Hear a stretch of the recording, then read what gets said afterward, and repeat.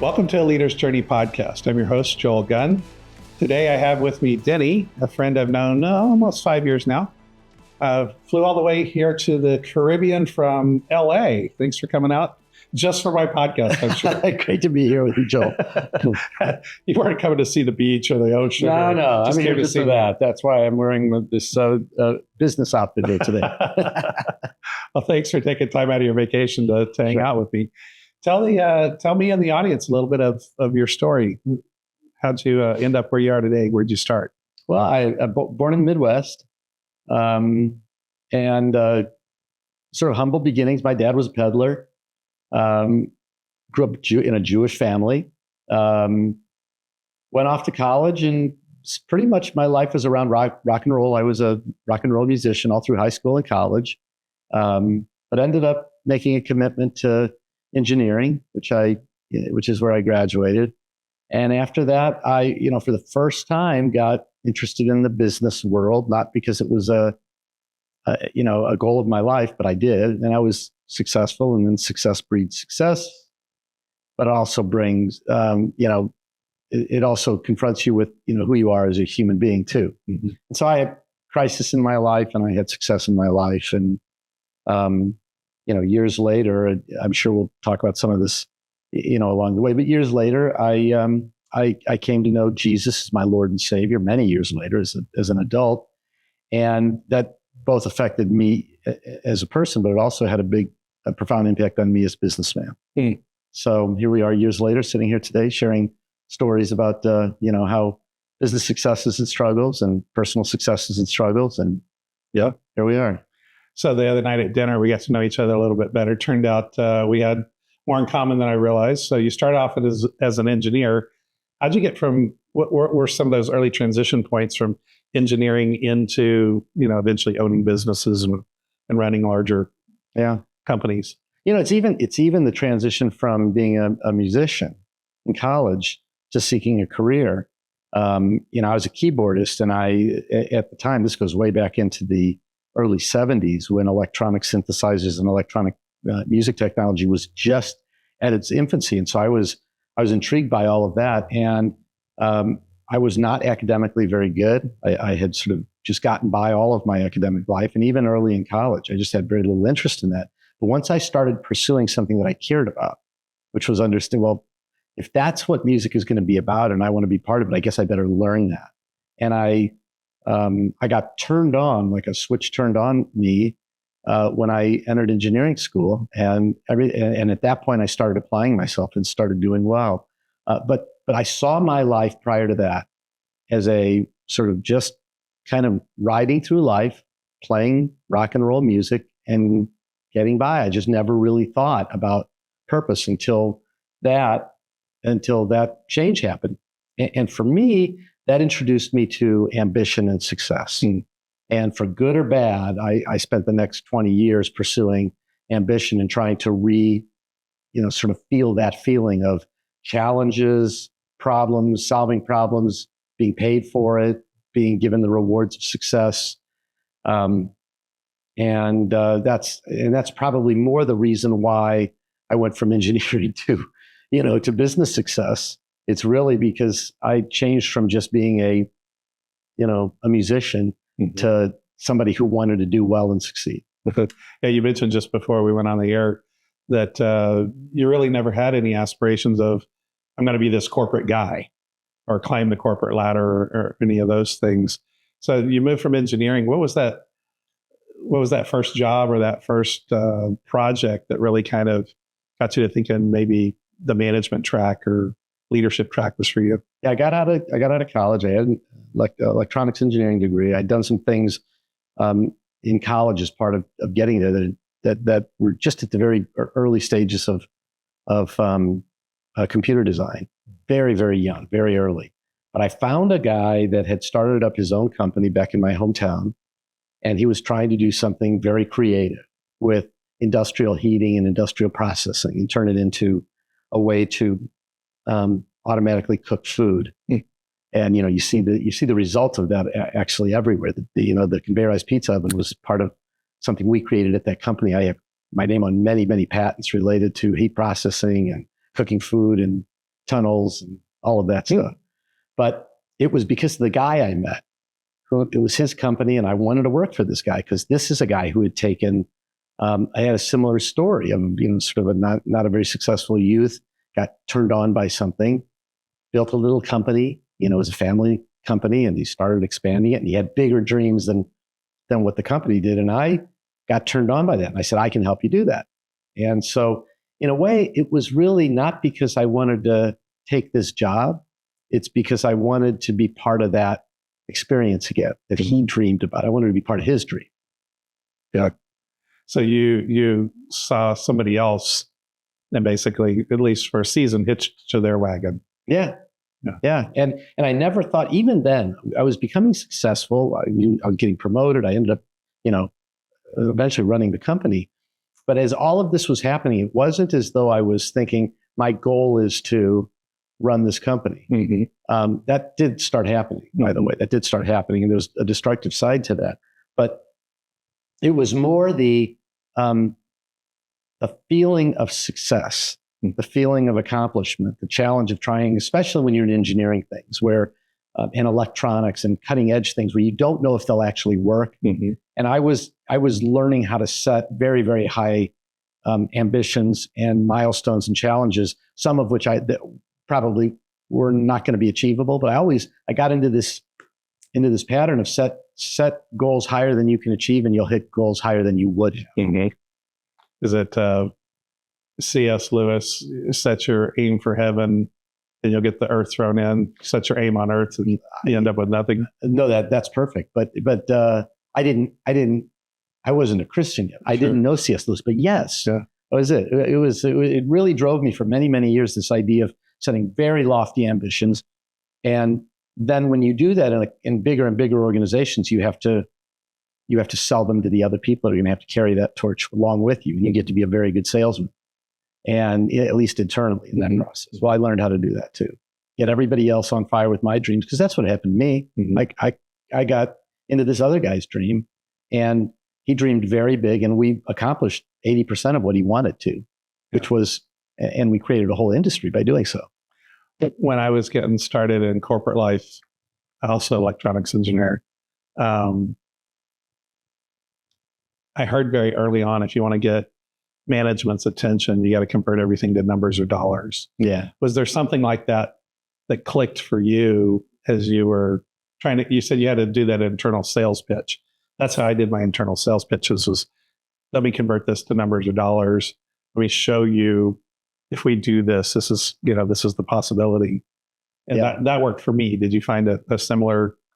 Absolutely. And when you say that, it reminds me of a couple of sort of job steps after what we just talked about. I was running a small insurance operation in California, and it was a turnaround. This was a failing company that was, for all logical reasons, should not have even been able to make it. But there was a group of us that said, we're going to turn this thing around.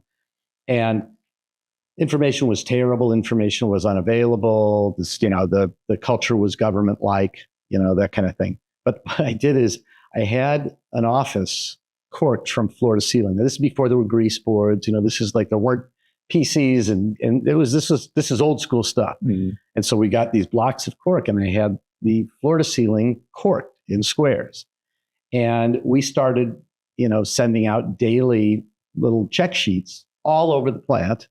People would collect, and we'd collect it up, and we'd hang this stuff on the walls there. And eventually, when things got a little bit more automated, and you could use these, the old little original HP graph printers to make graphs and things.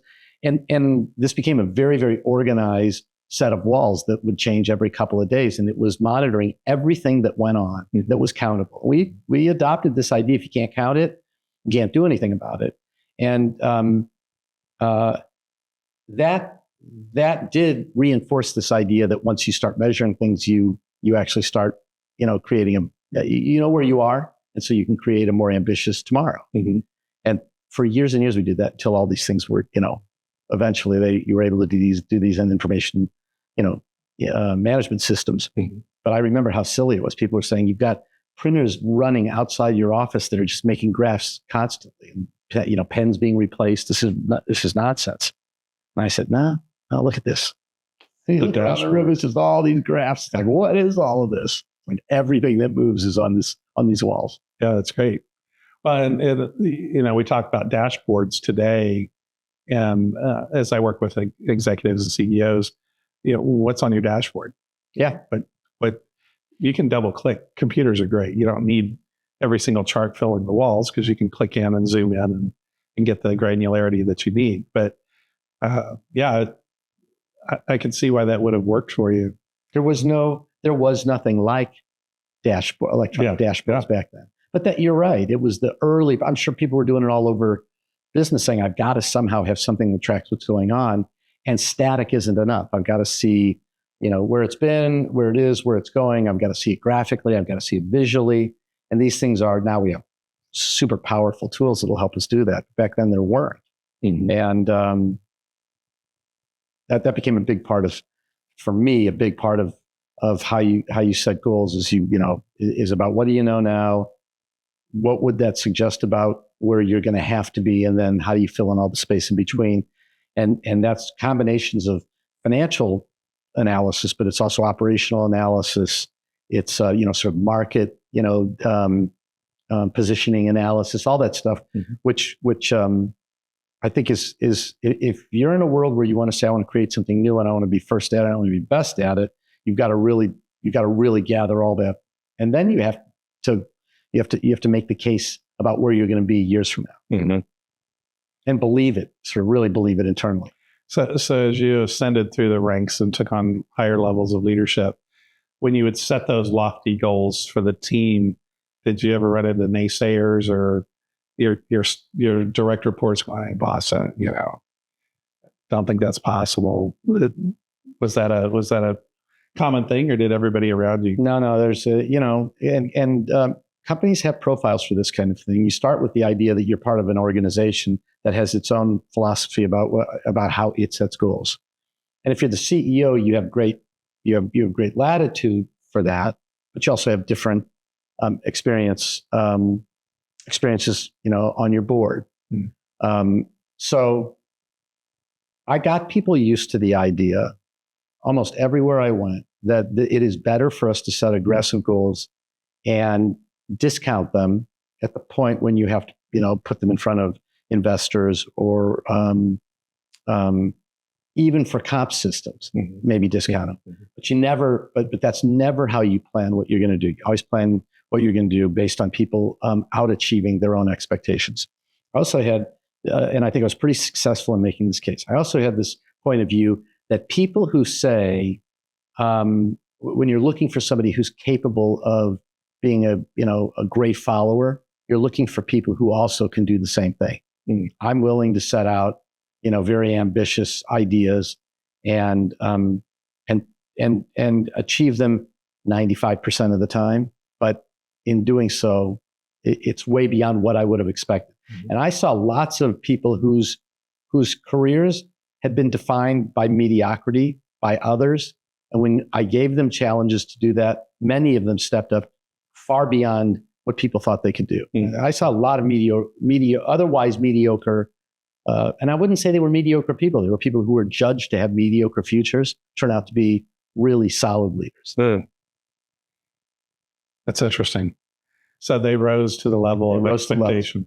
And some do and some don't. Yeah. And so I like that too. It's like, well, some may not. You can fail trying, mm-hmm. but I'd rather do that. And I've seen tons. I'd say I saw more people whose resume and experiences and profile would suggest they're going to be great leaders because they've already been great leaders, mm-hmm. who became kind of mediocre because they really didn't have that fire in their belly anymore, mm-hmm.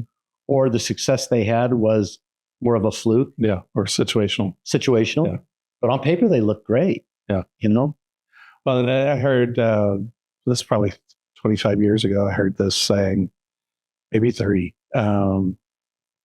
We often promote people to their highest level of incompetence. Yeah. And so you have somebody that's a rock star working up through the ranks, but eventually they hit the max of what they're designed or capable of doing. And I hate to say that because I don't like to put anybody in a box. I believe we can achieve far beyond what we believe we can achieve. whether you're a Christ follower or not. I just think humans are more capable than we give ourselves credit. And we see that over and over and over, the getting the man to the moon, and just my son and a best friend and I visited NASA during COVID looking for something to do. And we're at the walking through the museum area, and they have one of the head engineers' desk with everything that he had at his disposal. Was a slide rule, a protractor, some pads of paper, some pencils. We sent men to the moon with that, and as they were doing those early computations, and it's just amazing that how much we can accomplish. You look at the pyramids, like still scientists and engineers wonder and marvel today, like how in the world did you pull that off? Yeah. When I was in engineering school, I remember when the first Texas Instrument calculator came out, the TI-10 or something it was called, and I was a slide rule guy. I was a rock and roll musician, so I had this long hair, and I had this big picket slide rule hanging on my belt, walking across campus. People must have thought I was, bizarre. But I remember when they would start saying we're going to have engineering contests between the slide rule people and the calculator people, and I would go with the slide rule to compete with it.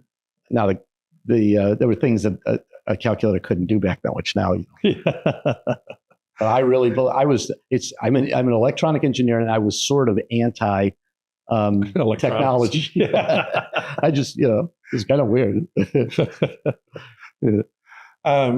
Looking back, how did you encourage or deal with or choose, like in those difficult situations, somebody, they're not on board, they're not going where they need to go. What was that? I mean, that's never easy for any leader I've ever talked to. Yeah, it makes me think almost immediately of the first long-term manager that I had to fire, and he out tenured me by a long shot, and I had to do this kind of thing many times afterwards, because if you're setting very high expectations, you're giving people a chance to step up, then you're going to have a lot more likelihood that people won't be able to. And it's not for, sometimes these are very difficult to predict. Like you said, people could be good at one thing and they're not good at the next thing. They could be good at one thing and they could be good at a certain kind of next thing, but not a different kind of next thing. And so you take a chance and you put people in a position, and you encourage them. Sometimes they don't make it. But I remember I was up all night before I did this, and realizing there was no one who could deal with this decision except me. This was my job. And I started thinking about my responsibility to the company, that if I don't do this, I'm letting a mediocre person who's going to eventually hurt the company. I'm going to let that continue. I'm also going to probably rob this person of the learning that he's going to have. It was a guy, the learning he's going to have from this, and the next opportunity that's going to drop in his lap, where it may provide him a different trajectory to success. And so I always would say that this is a horrible thing. I tell people this is not personal, this is business. I said that a lot when I'm giving people both recognition and criticism in business. Never personal. When I'm disagreeing, never personal, never personal. I just always would tell myself, this is not about me. This is about the company and what's good for the company. And that's the way I dealt with it. The problem with that is I'm a human being, and sooner or later, you find out you actually did do something that's personal. It's like, because you can't help it. I don't like this person. I don't like, I don't like working with this person. So I'm going to move them somewhere else. And, I had my share of that too. So you talked about you like setting goals, and if you hit 80 to 95% of them, you were happy. And I could be biased or uninformed, but it seems like the millennials and younger, a vast majority of them wrestle with this idea of failure. And that's on us as their parents. We gave them trophies for everything, and they never really got to experience failure. Do you have any thoughts on that whole? So did you find a way to help people? Like, it's okay that you failed on this. We still, achieve. Was that ever something you had to deal with much? Yeah, two things. The way I deal with that directly is it's always a multitude of goals. And so I would break things down one level so that the idea is you will not hit all your goals, but you'll hit enough and be able to experience success. Okay. And the context is always, we have set ambitious goals. You would always be very clear about this. This is an ambitious company. The business culture is about out-achieving our competitors, or creating a new pathway that doesn't exist today. That means we have to set ambitious goals, and we have to set some goals that are hard to define up front because we're laying new track.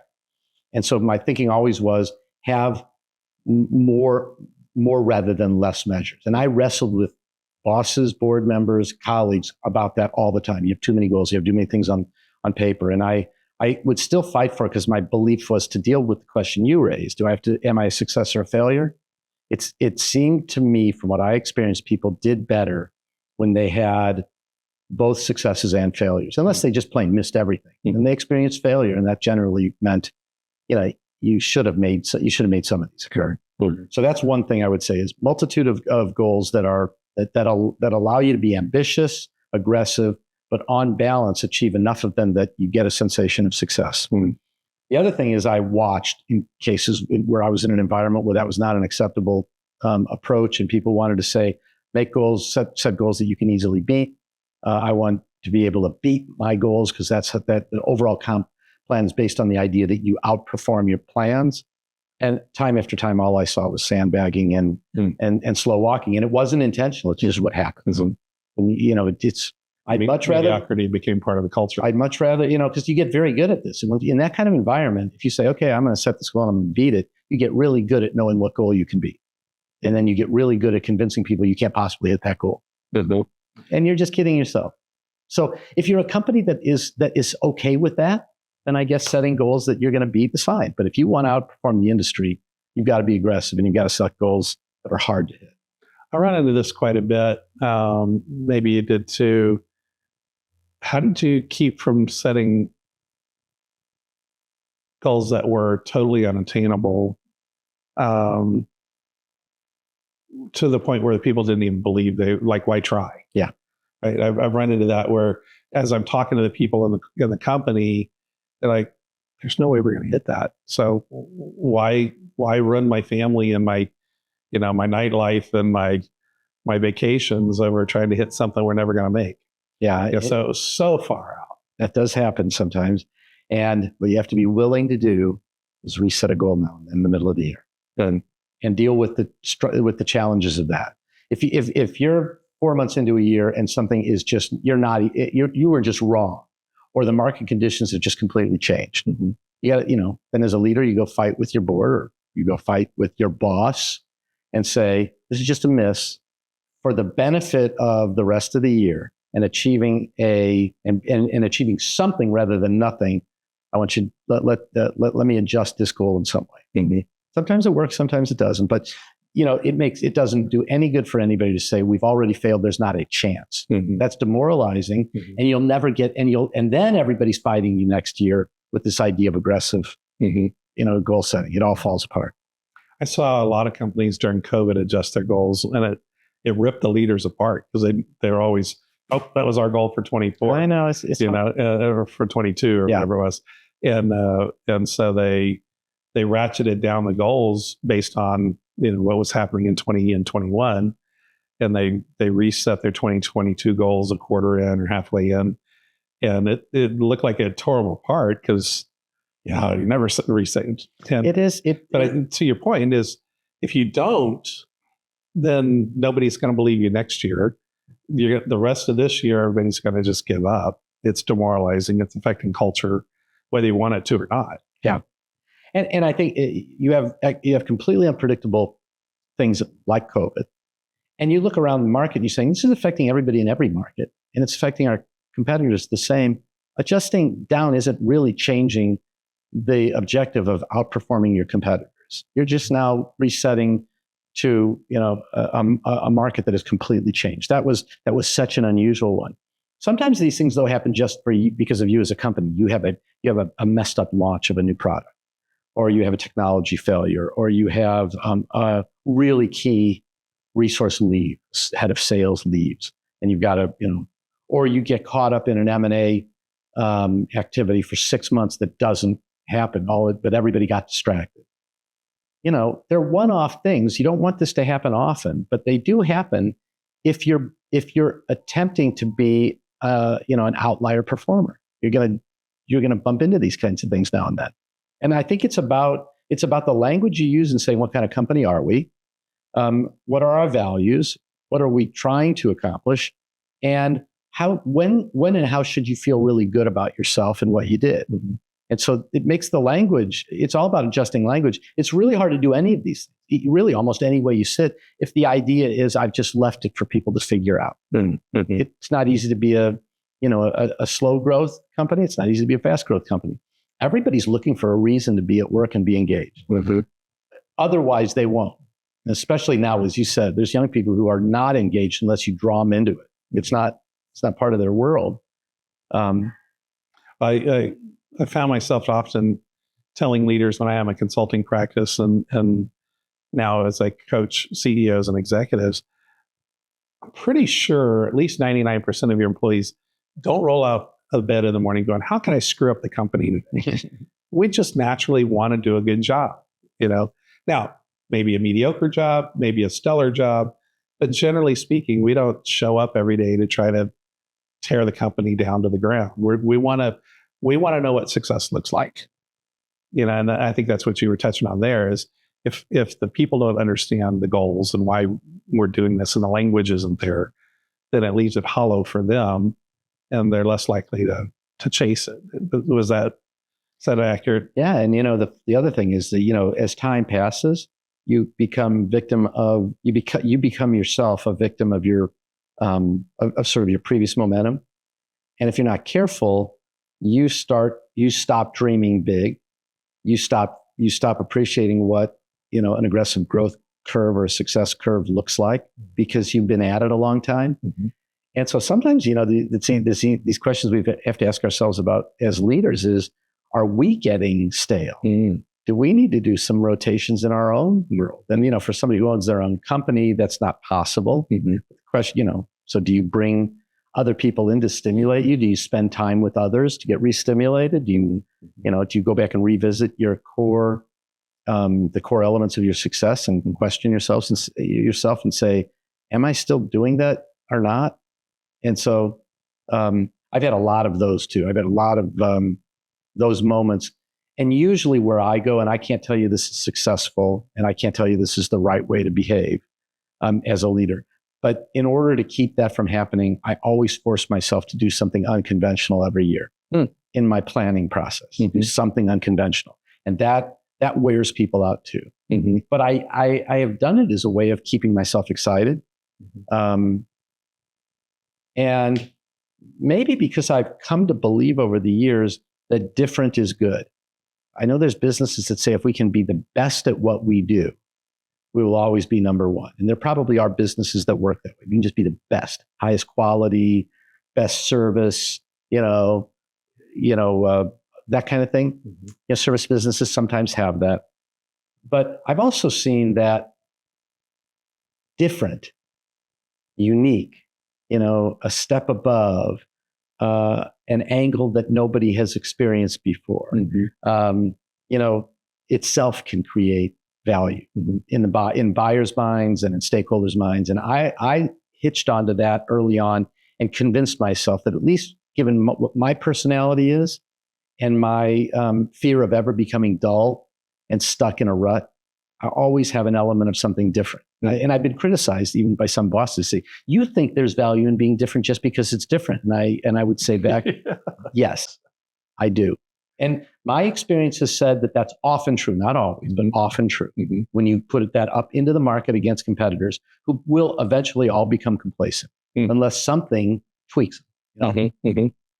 Actually, I'm kind of, as you're talking about that, I'm running through various companies in my mind, small companies, medium, large, global companies. And there is a lot of truth to that different as a differentiator. It's a differentiator. You can have higher margins when you're different on anything. Mm-hmm. Oh, but the differentiation has to be appreciated by the buyer. Right. And that's oftentimes tangible, sometimes intangible. Sometimes it's aspirational, even for a buyer. Mm-hmm. We're going to take you down this road here, and here's evidence of why you can trust us about it. Mm-hmm. And you pay, and you pay a little extra for that. You have to give something tangible in exchange for it. Mm-hmm. But the promise doesn't have to be, completely tangible. Mm-hmm. Sometimes it is, sometimes it isn't. Mm-hmm. What was your favorite part of your career? Was there a season? Maybe it was a decade. Maybe it was a particular skill set that you really got to develop that muscle. I've had a couple of moments where performance was off the charts, and it surprised me. I would say there's one I'm thinking of in particular, and it was just everything went right. And as I said, we had set these very ambitious goals, and then we blew them away. And, something like that you can't repeat very often, but it basically it's like going undefeated for a basketball season or whatever. Not everybody does it. It's just unbelievable when it happens to you. So I can think of one of those in particular. But I think about one early in my career, early. I got out of college. I went to work for this guy that I told you about. We're trying to, and I had said, and the problem in cooking food, well, is if you're, let's go to the pizza, because a pizza is a fabulous thing. We bake bread, we cook pizzas, we're going to do all this other stuff. So the issue about a pizza is you don't just get it to a certain temperature, and when it gets there, you stick a probe in it and pull it out. Something happens all along the process from when it first goes into when it comes out. It experiences heat, it experiences, all along the way. And to have a perfect piece of a roll of bread or a pizza, all those things that occur all along the way, 5 seconds in, 25 seconds in, a minute and a half in, they're all just right, the amount of humidity in there. So when we started saying, and the problem was they were trying to say we can take the baker out of the formula. If you're going to open what will eventually become the whole industry of fast food pizza, which was just beginning then. You got to be able to do high speed, high volume, and absolutely consistent, product coming out the other end.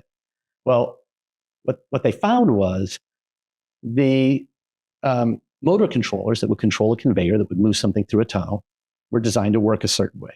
Temperature controllers that had probes that measured, thermocouples that measured air temperature and surface temperatures. They were designed to work a certain way. And what they both did was, they would in the case of speed, it would say, I'm moving on average this set of inches per second. But that could be happening by going like this, it's going through. Same thing with temperature. I'll try and keep the temperature surface to a certain degree. We would run pizzas through these things, and some pizza would be great. Right behind it was one that was burnt. Right behind it was one that was raw. And so what we said is, what we're not doing is controlling what's occurring along the way by predicting what's going to happen at the end. Mm-hmm. And so we started measuring how much, if this pizza should be in this chamber at this temperature for 5 minutes and 12 seconds, we would let the motor controller accumulate counting rotations and say, how likely am I that if this continues, we're going to end up at 5 minutes and 27 seconds, and adjust based on the expectation at the very end. And we built, same with temperature. How likely is it that by the time this gets through this tunnel, the average temperature will be whatever? And you turn things up and down based on looking at what the outcome is going to be. It's kind of crazy, but there was chips that had just come out that were able to do things like that. They could count and they could compare one thing to another. There weren't yet, computer chips, but you could connect these things together, and you could create algorithms in them. And so when you watched our motor controllers, sometimes you'd see it speed up real fast and slow back and slow down, because what it's shooting for is this piece of food has to be in this heating chamber for this amount of time. Well, if for some reason something slowed it down, it's going to catch itself up as opposed to just try and run at the same speed. So this was an example of, in order to be successful, we had to think differently. Had to think differently than the way convention worked. And I think that all through my life, I started thinking that that's what it's really about. Success is about imagining where you're trying to get to, and use your brain to speed up and slow things down along the way with the idea that that's where you're heading. Because that way, if you end up over here by accident, you still are adjusting your way back to where you wanted to be. Mm-hmm. How much of your time did you spend in the C-suite versus owning companies? My early career, I just worked for a great CEO. I didn't understand business very well. I was an engineer. The first exposure I had to CEOs was my second job I went to work as a consultant in Chicago. I knew a lot about manufacturing, and all the big consulting firms wanted people who understood manufacturing because at that time the Japanese were outperforming us, and they had techniques to do that American industry hadn't really yet perfected. You and I've talked about this, and I actually had that skill set. I'd been certified in that, but as soon as I got into that world, well, our clients weren't all manufacturing clients. Suddenly we had clients that were professional service firms. Yeah. We had, hospitals. And oftentimes, and so because I was sort of had a skill of figuring things out and helping turn things around, I tended to be in broken turnaround situations. So I'm having a lot of interactions with CEOs. My first contact with CEOs was as a consultant that was working to help them solve whatever problem they had. And I was young. I was a junior, I was a kid in a consulting firm with this background in engineering. And I'm sitting in, meeting these CEOs and starting to learn about what their life is like. And I had real encouragement from a couple of very senior partners at that time. And one of the things one of them said to me, because I thought this was kind of a dumb job, it's like, I know how to build things. I know how to design, electronics and all that. And I'm sitting and, going and interviewing people about how their job, process mapping. I'm going back to a CEO and telling what he ought to already know. Like, what kind of job is this? And I remember this guy saying to me, "You don't understand. This guy has no one to talk to. He has no one he trusts. And if you're telling him what he already ought to know, and he probably already does, but you're doing it using a process that's independent, and you're either telling him something he hadn't thought of already, or you're confirming something he's thought, you're adding value to him." And I think that's probably when I decided, man, I think I'd like to be a leader. I could see that what this was all about was not how smart they were or how much they knew about what was going on. It was about, can you be in that position where you're sort of that alone and get comfortable enough with what to do next that you're willing to make all those decisions. And I thought that would be a challenge to be in that job.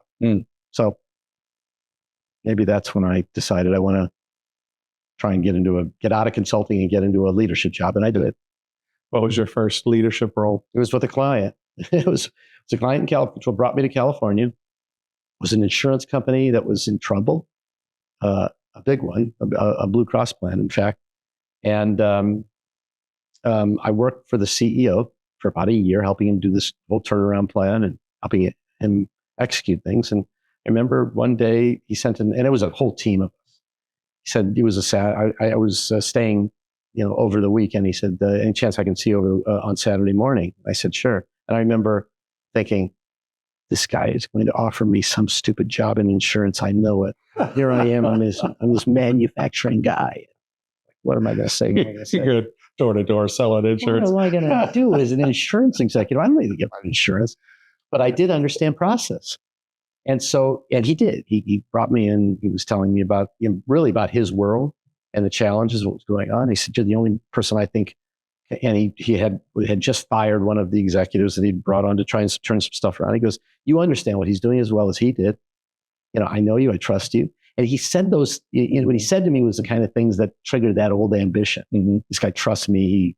He thinks I can help it. And so I did it for that reason. And, I'm suddenly a senior vice president, and that was it, and I'd come to this place of saying I probably want to move into a line, management job and move up a leadership change. So there it was. It wasn't the position I wanted. It wasn't in an industry that I ever saw myself in. And I spent the next, 35 years in the insurance world. Nice. So most of your career in the C-suite. If I understood you correctly the other night at dinner, you have some investments or some ownership in companies. What would you say the difference? Some of our viewing audience, listening audience, they're all leaders, but Some are actually own their companies and are running it, and others are executives. Yeah. What is there a major difference, and if so, what would you say that is between being in the C-suite, having a board, and possibly a CEO boss versus being the owner? How is that different? Where's the fear or the anxiety? How is it different, or is it? I've been in some very small startup companies, but they were venture funded. And I suspect that some of your listeners here who may own their own company, they may have secured some financing, they may have secured debt, they may have had a business that they inherited, they may have paid off original financing years ago, and they're operating on their own, the fumes of their own earnings. Mm-hmm. But I think as soon as you have substantial financing that's part of what you've got to accomplish, those jobs are all very similar because you no longer can make all the decisions yourself as CEO. You've got somebody who has an investment or a lending interest in what you do, and you have to convince them that you're not crazy and that you're competent all the time. And so I'm even though I haven't been in one of those roles where it's been my company, we do have a family-owned company that does real estate development, so maybe that's not really quite true. But I find that I face the same issues there. The pace of how much I can do there is a function of how much money I'm willing to put in versus how much I'm willing to borrow versus whether or not I'm willing to take on investment partners. And so that becomes a big part of it. The more the larger the corporate setting, the more complicated those things become, because corporate governance has a life of its own as companies get bigger and bigger, and as your investments go from being one or two, people that either close to you or partners or family members to a swarm of investors with their own with their own desires and needs. The harder it is for you to control destiny, and the better you've got to be at casting a story. And the more consistent you have to be in achieving what you set out to achieve. So I think for a CEO, a big part of the job, no matter what it is running your company well and dealing with the things that happen in day-to-day business, your products, your marketing, your marketplace, competition, the economy, supply chain, inflation, all those things, motivating people, avoiding losing control of the labor unions, unless that's, where you are. All that stuff that's about, can you control your destiny? Can you keep it going? At the same time, situations present themselves where you've got to deal with financing challenges, or you have a few difficult years. How are you going to get through that? And oftentimes you're confronted, you're back with your board, your investors and others, and you've got to bring them along with you, or you have to submit to them. And that's just hard to do as a CEO. It's really hard when you're in a troubled place to submit to a board. And that's why I think it's so common that for bigger and bigger companies, when you have a couple of failures, you tend to disappear.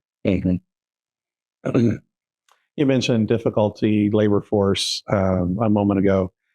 During COVID, unprecedented time for sure, there was a survey done during the Great Resignation. There was a survey done of executive C-suite. And it was shocking to me. I believe it 63, 73, something percent, somewhere in there, actually considered quitting for their own mental and emotional health. Was there ever a time in your career or times in your career that you thought about, you know what, just cash this in, I'm done? I'll put it another way. There've been lots of times in my career where I've had hopeless feelings. Not necessarily because the company wasn't doing well, sometimes because the company isn't doing well, but more because I felt I was a failure. Either I wasn't able to achieve what I thought was going to work, or I found myself at odds with my board to such an extent that I felt, like a failure. And sometimes it's like you don't know how to get out of it, and you really wrestle with it when you're in those places. And hindsight always tells you it was probably a path you could have taken that would have been better than one that you did.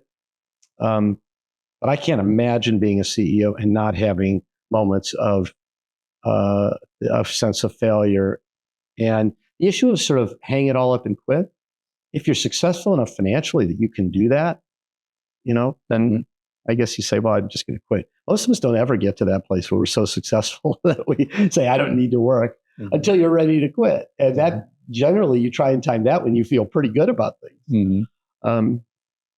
That always bothers me when a sports team, wins the trophy, whatever league they're in. And you're like, you guys should go out on a high.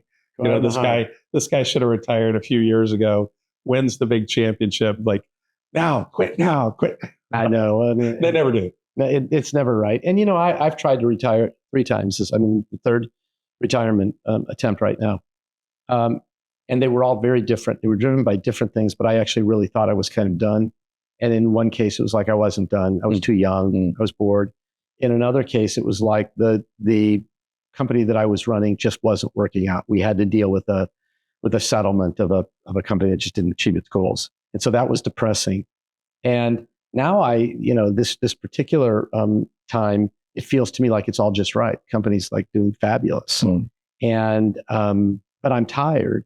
And I see somebody on my team. I saw somebody on my team that was probably better for this stage than I was. And it was the question of whether to continue being so aggressive as I tend to be, or to sort of run it in a more rational way. He was more suited for that, where I sort of stuck in my own, in my own profile. So this was good. This was good. But this time I don't feel so much like a failure, but I have felt like a failure. I was interviewed years ago by a woman who was studying sort of the oddities of CEOs and their points of view about themselves. I don't remember what this book was called, but she interviewed 50 CEOs from all different sizes and, of companies, types of companies, industries, all that. And somehow I was one that she interviewed. And when it was all done, she sent me this book. But first she said, here's the commonalities of findings.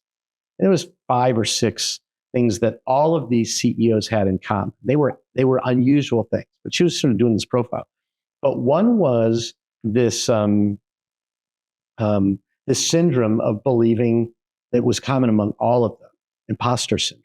I don't even know if that term imposter syndrome existed at the time, but it was this idea that I really never earned to be in the position I'm in. I never deserved it. It was an accident. It was a fluke. Somebody's going to find me out and it'll be over. And I really felt that early in my career. I don't feel it as much now, but I did early in my career. And I guess it was a very common feeling among CEOs that that I didn't deserve my success.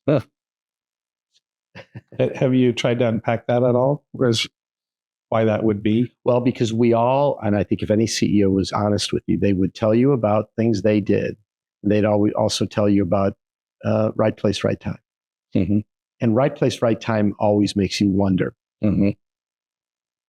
It's often said that's not what you know, it's the people you know. Yeah, well, the right place, right time is right up there. But I think great leaders make the best of whatever position they're put into.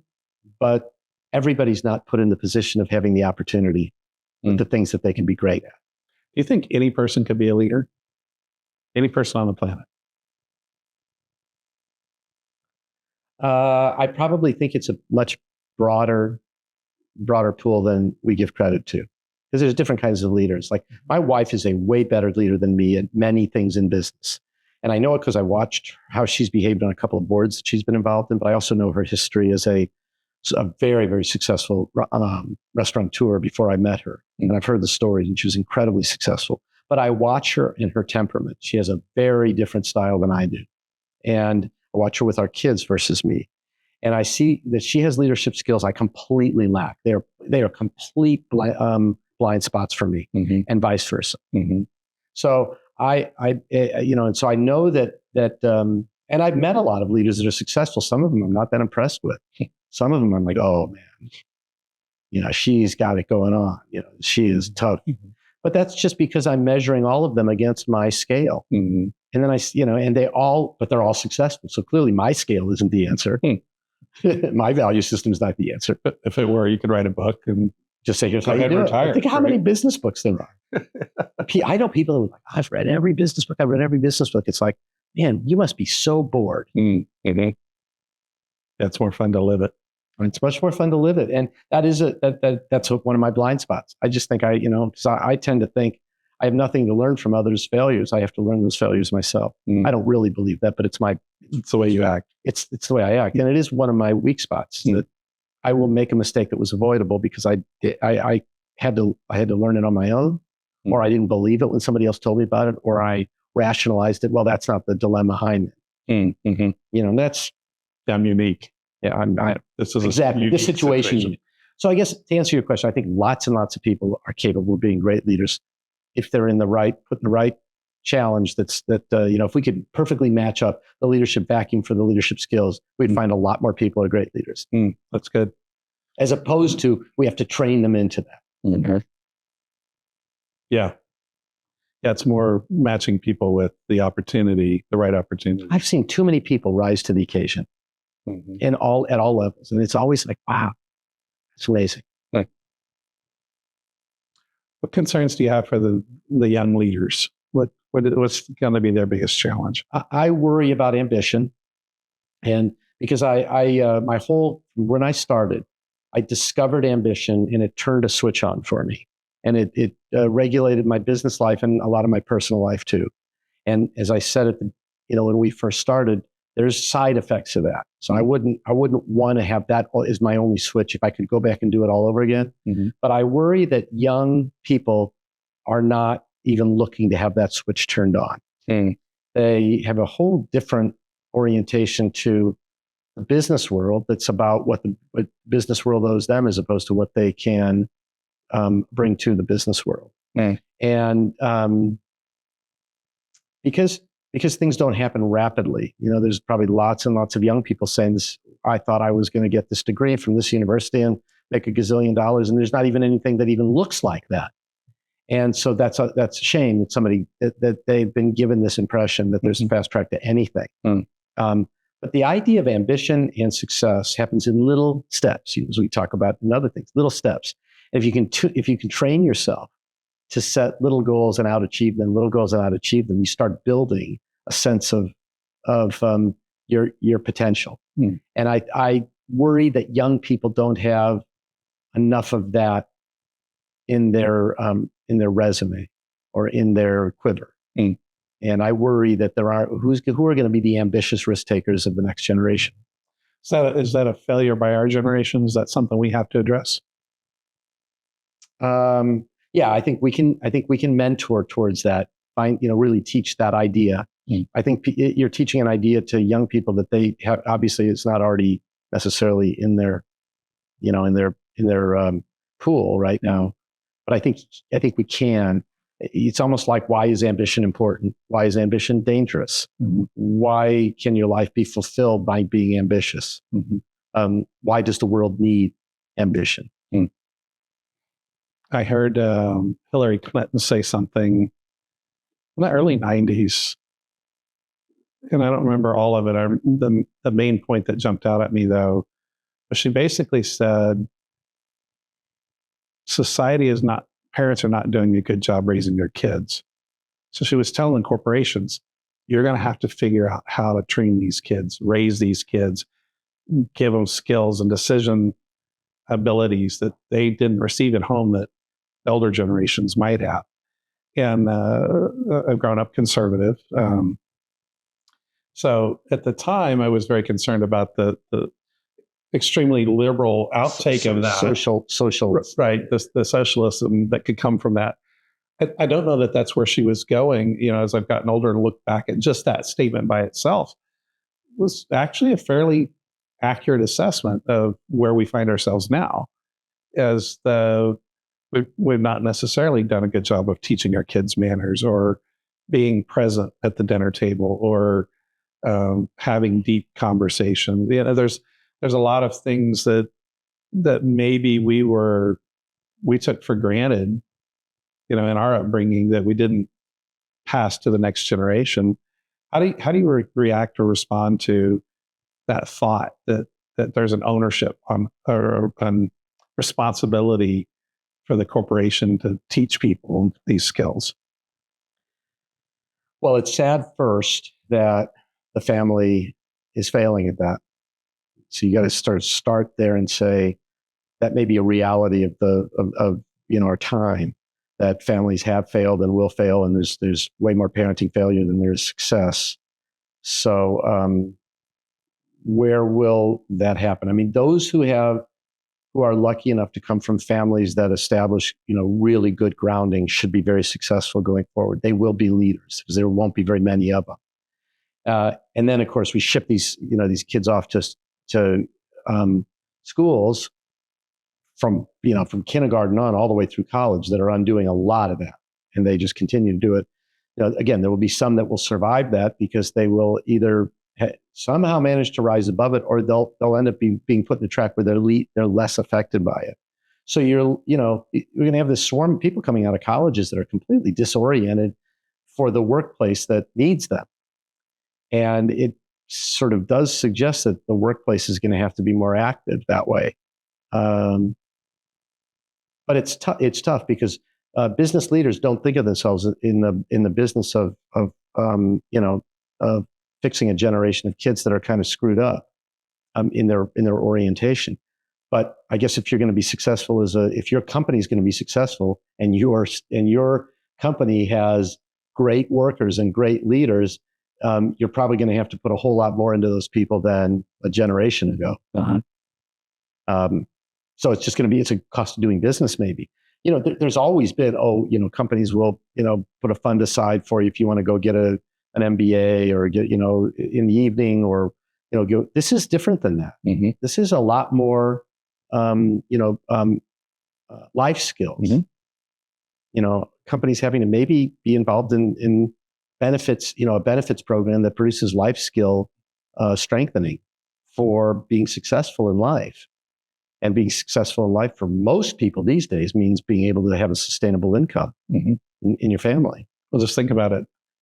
I haven't met a 30-year-old yet, 30 or under, that even knows what it means to balance a checkbook.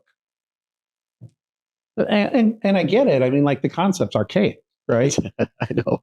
Or cursive writing. Yeah. Thankfully, they started teaching that in Texas again. They had actually stopped teaching. They have in a lot of places. But if you don't understand just the basics of getting your bank account to balance versus, oh, I got money, I can go spend it. So those basic life skills, it's a very different conversation. Yeah. So, and the problem is the people that are, what you just described could be a person that just came out of Yale, just came out of Yale with a degree. Mm-hmm.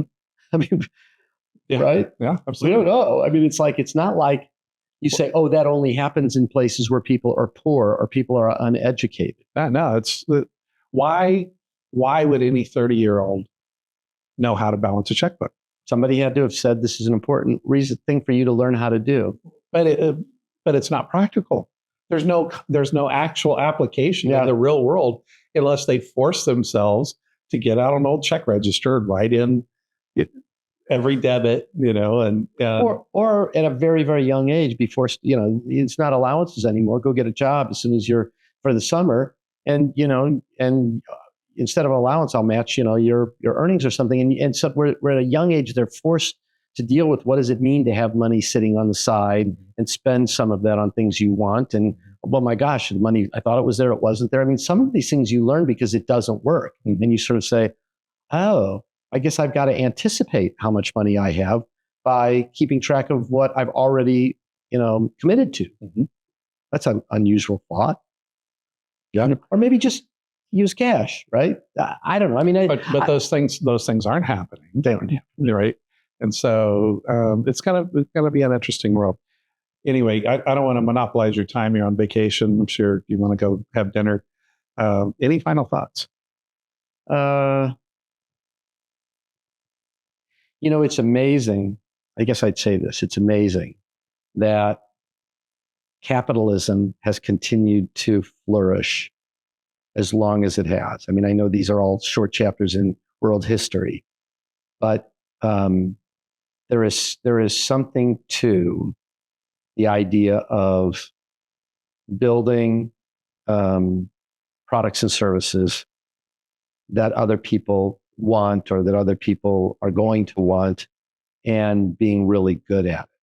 And I think that it's too easy for us to say that that's cheap, that that's, that's old, that that's greedy, but I think a great amount of life learning occurs because people are in that system, either because they work in a company or because they tried to start a business or they're leading a business or they're out selling a product. That those things build a great deal of life skills. And I really hope that we can reestablish capitalism as a fundamental value in the world, fundamental value, because I think it is. Compassionate capitalism.